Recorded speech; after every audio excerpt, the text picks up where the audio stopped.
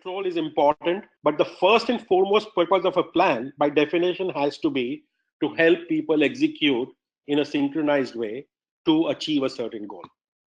And when I talk about synchronized execution, this is not anything new to you, but just to recap, because this will set the stage for what defines a good task, is imagine that you have two projects.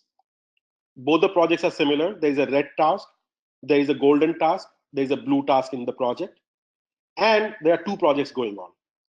Now, when we talk about synchronization, what we mean is that the priorities of the red and the golden department should be synchronized.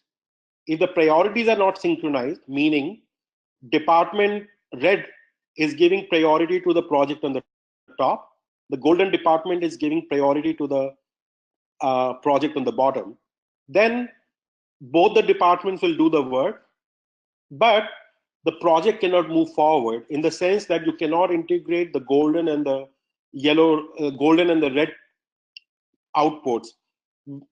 You cannot perform the integration blue task until both of them are done. Of course, what is desirable is synchronized, that golden and the red departments are giving the same priorities to the same projects.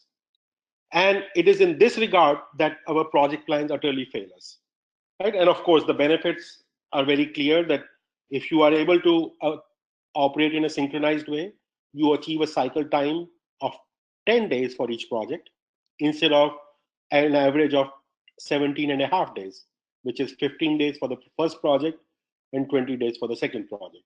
And the throughput is also higher, because in the same amount of time, you could start a third project and finish it.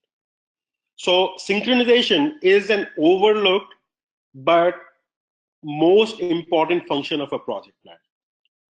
Now, we know this theory, but this is just to bring everyone on the same page.